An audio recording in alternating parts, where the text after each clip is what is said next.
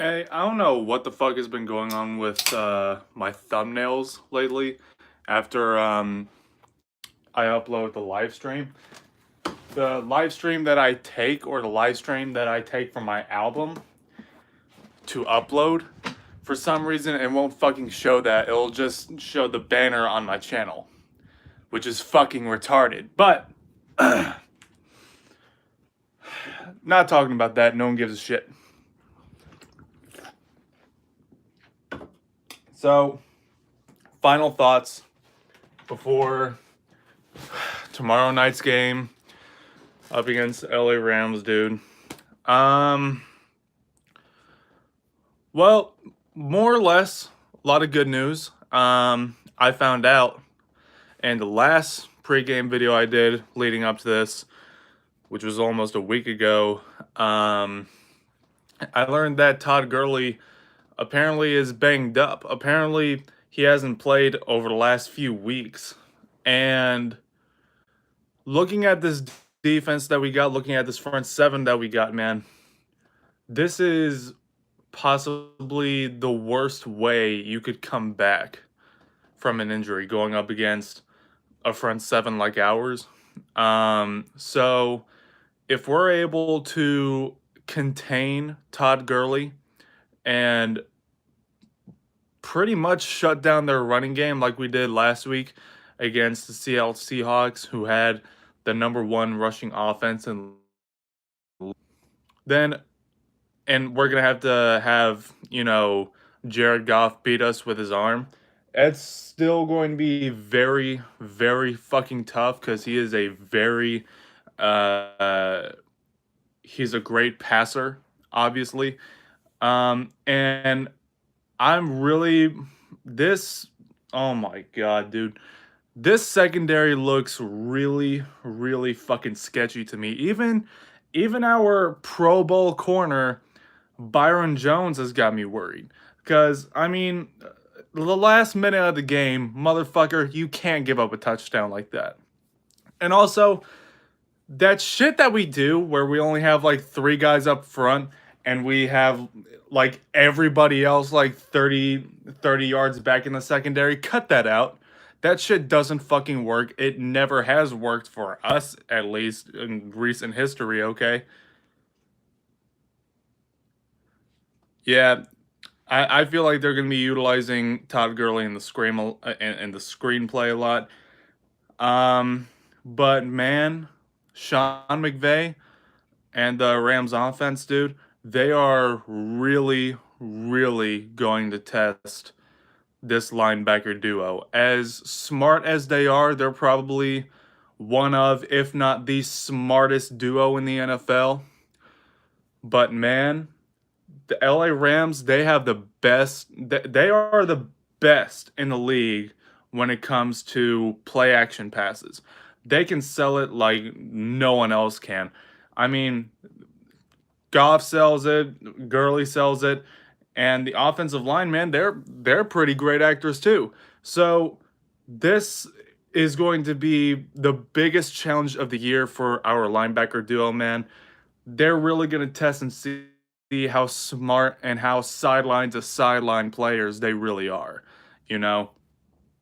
And I really think that the secondary is going to bite that bait too, and start swarming Todd Gurley, and then just leave Antoine Woods or Brandon Cooks wide the fuck open. Yeah, they were, but I mean, just dude, going up against a running back like with a great talent like Todd Gurley is, man, they're gonna have everybody swarming him. And the way they've been selling the uh, play action like they have been all year, man, they're probably gonna catch us liking 1 or 2 times. And I'm scared for this secondary. I mean, I truly think they're gonna give up 1 or 2 plays. But if our defense can somehow contain and, well, our defensive line, man, they're definitely going to get pressure on Jared Goff. I mean, that defensive line was so fucking disruptive last week against Russell Wilson. But this week, man, you're going to be going up against an even more talented offensive line.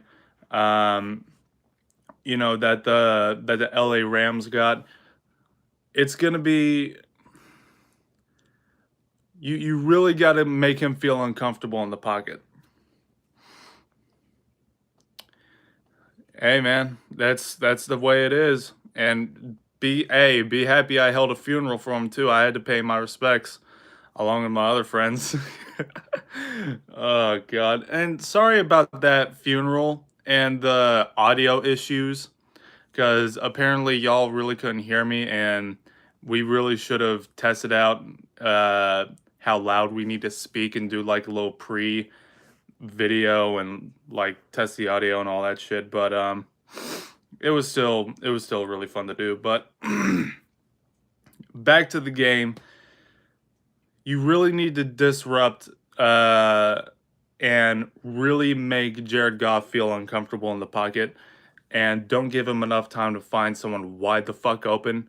All right, because I mean, this secondary is not going to be good enough to hold on and cover their guys for longer than like 2 to 3 seconds or something. So defensive line, you really or hot boys, whatever, you motherfuckers really need to come through. I'm like I said in the last pregame video I did about this game. I'm basically coming in here with the same game plan I had up against the New Orleans Saints. Keep the ball out of the quarterback's hands.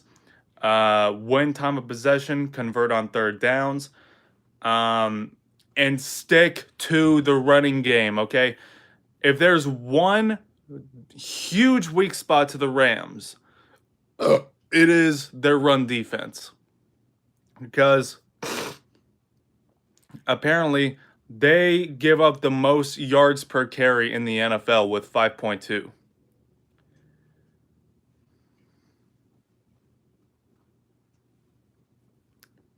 I haven't seen any Rams games this year, but if that's true, if he is different under a lot of pressure, man, I like our defense. I think our defense will really come through in this game. Now, the offense, they're gonna do their same bullshit. They're gonna do their same, play like shit in the first half, then come out of nowhere, dig themselves out of a hole in the second half. If we win, we can make it to the Super Bowl. Hey, look, if we win this game, man, if we win this game, I will come on here and I will say that I was wrong and it won't mean a goddamn thing to me, all right? It won't mean shit to me. But I'm still going to say if we lose the next week in the AFC Championship game, guess who else just got a fucking contract extension? Scott Linehan.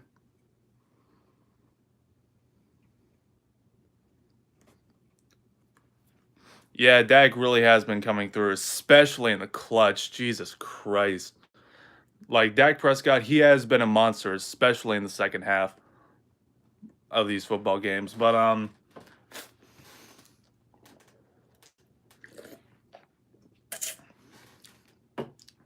our offense is really going to struggle. And probably more than usual because you got Aaron Donald, you got Ndamukong Suh, Dante Fowler, Dante Fowler, Dante Fowler Jr., and someone else, Glover Quinn or some shit. I'm not sure, but um, they are gonna target Connor Williams like a motherfucker. They are gonna bully his ass. And look, man, he did have a solid game last week. Like I went back and I saw, I kept an eye on Connor Williams. He held his own. All right. Besides that sack that he gave up, but he really didn't get to play all that much with Tyron Smith. However, if they start targeting him and he starts looking like the weakest link of this offensive line, I'm pulling his out the first quarter and I'm putting back in Xavier Suafilu. I mean, divisional round, I don't give a fuck about your feelings. We need to put the players out there that give us the best chance of winning. I was really surprised when they said that they expect Connor Williams to go out there and play. Um, but who knows? Maybe last week gave him a confidence boost. And hopefully he worked a little bit with Tyron Smith over the week. But if he starts his bullshit where he gets getting pushed back and he starts, giving up a lot of pressure and a lot of sacks, then you got to pull him out. He can be. Like Dak Prescott, he absolutely can be our franchise quarterback. But I mean, if you're gonna give this dude a contract extension, you better give him a fucking coaching staff who gives a shit and actually wants to develop their players. You know what I mean? I mean, he has all the potential in the world, but right now we're just wasting his time. Right now, Dallas is ruining Dak Prescott because I mean, yeah, he's been coming through clutch for us, but at the same time, this is a third-year quarterback who still makes rookie mistake after rookie mistake after rookie mistake. All right, so we got to get him a quarterback coach who can actually relate to him and has the same fucking play style as Dak Prescott and not try to force him into being a pocket passer because that shit does not work. All right, we need to get him an offensive coordinator that can call common sense plays, and a head coach who is not the ginger edition of Mike fucking Tomlin. Okay, I fucking hate Mike Tomlin, dude. I mean, I just look at him and I'm like, damn, that's a black Jason Garrett if I've ever seen one. Yeah, but yeah, our offensive line needs to come through for us. So they need to play fantastic football in this game. And like I said, if Connor Williams starts fucking up, you got to take him out. I mean, you have an entire off season to work on getting better. I'm not taking my chances if he starts fucking up in the first quarter. Um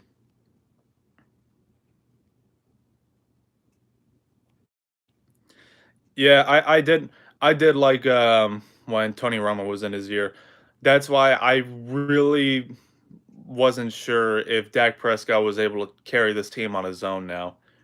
I wish Romo would have stuck around for another year, but I mean you gotta respect his wishes, especially what he's been through with this team. You gotta give it to him. I did not hear that actually. Hey, if he wants to finish his career in Dallas, that's cool. I'll I'll take that. But Amari Cooper better get a fucking contract extension. I'm telling you that right now. I mean, look, we can sit back, talk about Earl Thomas and fucking. I've heard, oh my god, I've heard stupid motherfuckers now talking about Von Miller. Will you shut the fuck up, please? Please? No, no Von Miller. All right, I like what I got right now. I don't know why Cowboys fans all of a sudden.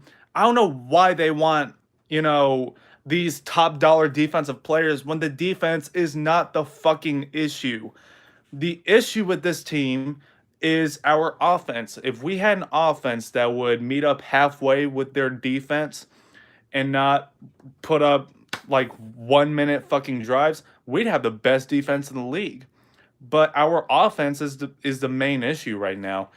Um, we can talk about those players all we want, but we have so much money to dish out with the players that we have now, including Ezekiel Elliott, Dak Prescott, Amari Cooper, especially, uh, Demarcus Lawrence, fucking, I don't know, who else? Shit. We have so many players we need to bring back.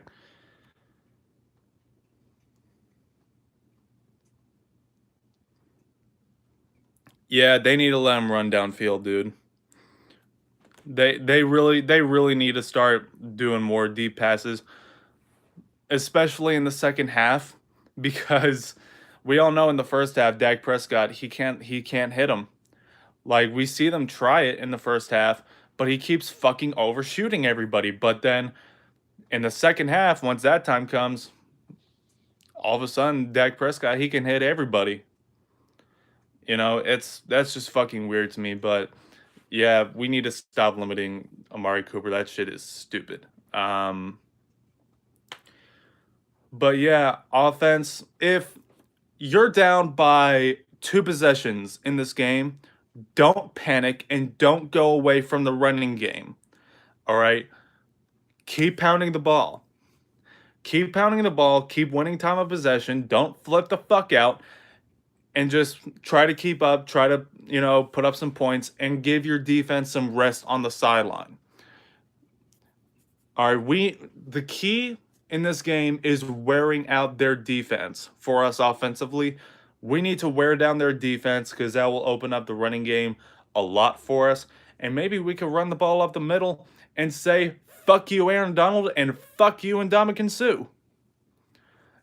So this will be a very hard fought game, but there's a reason why I held a funeral this week in my backyard. There's a reason why, okay? This goddamn fucking coaching staff. This owner and his bullshit ego is going to fuck us over yet again, and it's going to happen the exact same way we went out the last time we were in the divisional round. It will be because of bad time management in the fourth quarter. I'm calling it. It'll be because of bad time management. Remember in 2016, there was like 30 seconds left. We decided to go with a fucking slant route to Dez Bryant, even though we had a timeout left. But no, instead, Scott Linehan, you wanted to risk stopping the clock, which is what happened. You didn't want to run with the best running back in the NFL, who is behind the best offensive line in the NFL. No. You wanted to make yourself look like such a big fucking genius and go with a fucking slant route to Dez fucking Bryant, and then you ultimately costed us our season.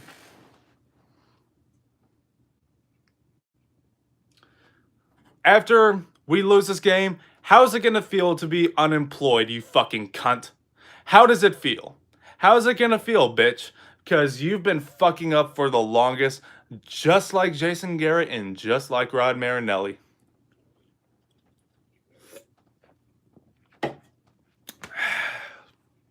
I still get fucking pissed off about that. But anyways, dude. Defense, I feel like they're really going to do their job. Disrupt that offensive, like, oh my God. Defensive line, just fucking destroy their offensive line. Disrupt that offense. I do feel like Todd Gurley is going to break, one or two good games up against us, like maybe once or twice a 20 or a 30-yarder, but I feel like for the most part, we're really going to contain and stuff their running game. And if we can get a lot of pressure on Jared Goff, that is huge for us. Seriously, that is going to be fucking big for us, man. I guess I'm excited. I guess I'm excited to see how it goes, man. It's like the little biased Cowboy fan inside me. I really want to come out here and trash talk the shit out of these LA Rams, man. And talk about how they ain't shit. And talk about how, we're going to come in there with Cowboys fans storming that stadium and beat the ever-living shit out of that team. But, man, I just can't escape it. I like my favorite Jew, Ben Shapiro would say, facts don't care about your feelings. So, with that being said, man, I still have us losing this game. And it will be because of poor time management, just like the last time. Just like the last time we were in the divisional round. We're going to get fucked over again by this coaching staff. regardless of having all the talent that you could possibly ask for. All of that's going to go to waste because this bullshit coaching staff doesn't know how to utilize their players. That's the way it is. But hey, at least Jason Garrett will get a contract extension, because he won last week against the Seattle Seahawks. You know, I mean, I had fun. uh, but yeah. So I'll see you guys tomorrow night. I don't know if I'm gonna watch the game at a friend's house. If I do, the post game live stream will come like maybe a few hours after the game is over. But I will go live that night. Um, Go Cowboys. I mean, at least Scott Linehan will get fired. Hopefully. He better get fucking fired after this. But